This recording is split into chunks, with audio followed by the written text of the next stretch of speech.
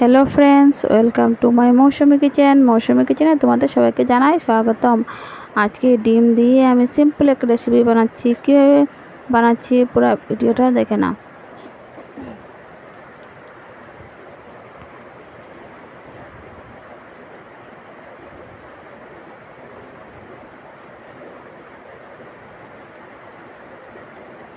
এখানে আমি কেটে নিলাম আলু, টমেটো, পেঁয়াজ, একটা তেজপাতা, একটা শুকনো লঙ্কা, আদা রসুন পেঁয়াজ পেস্ট করা আছে, হলুদের গুঁড়ো, জিরের গুঁড়ো, শুকনো লঙ্কার গুঁড়ো, নুন। আলুগুলোকে ভেজে তুলে নেব। তার আগে ডিমগুলোকে সিদ্ধ করে নেব। তাহলে ডিমগুলোকে আগে সিদ্ধ করে নিই।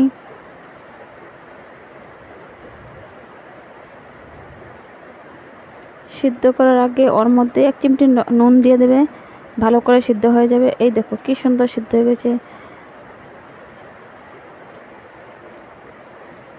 তারপরে কড়াই বসিয়ে দিলাম। কড়াইয়ের মধ্যে সামান্য পরিমাণ তেল দিয়ে দিলাম। এখন আলুগুলোকে ভেজে তুলে নেব।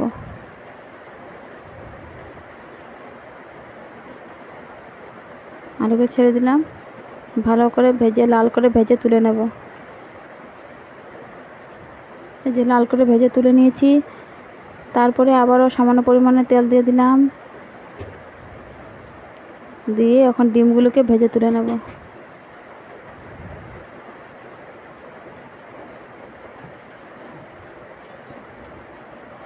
ডিমগুলোকে ভেজে তুলে নিচ্ছি।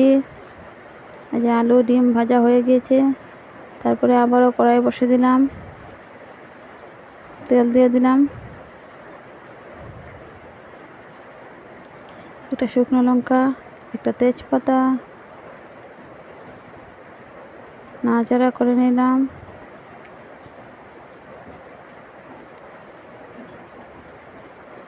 তারপর দিয়ে দিলাম পেঁয়াজগুলোকে লাল করে ভেজে নেব।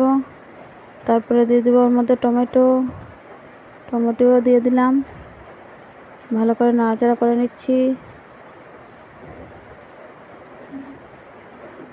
তারপরে দিয়ে দিলাম আদা রসুন পেঁয়াজ পেস্ট করে রাখা, এগুলো দিয়ে দিলাম, দিয়ে আর একটু নাড়াচাড়া করে নিচ্ছি।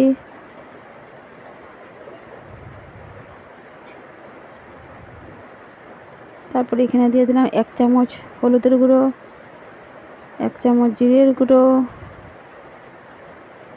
1 চামচ শুকনো লঙ্কার গুঁড়ো। যারা যেরকম ঝাল খেতে ভালোবাসেন ওইভাবে দিবেন ঝালটা। আমি 1 চামচ দিলাম।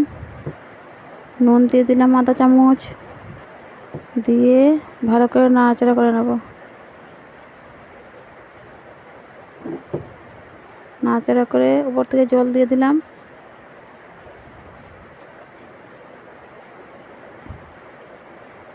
এই যে ফুটে উঠেছে। এখন ডিমগুলোকে ছেড়ে দেব। আলু ডিম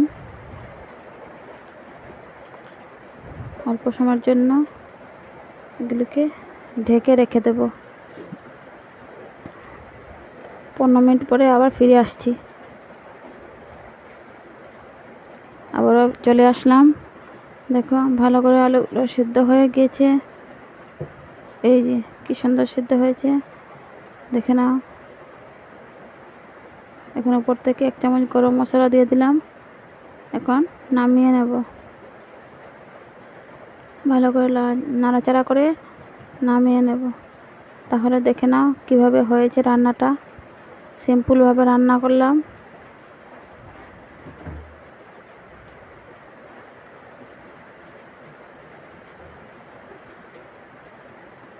আমার রান্নাটা যদি তোমাদের সবাই ভালো লাগে তাহলে একটা লাইক দেবে, আর আমার চ্যানেলটাকে সাবস্ক্রাইব করে দেবে।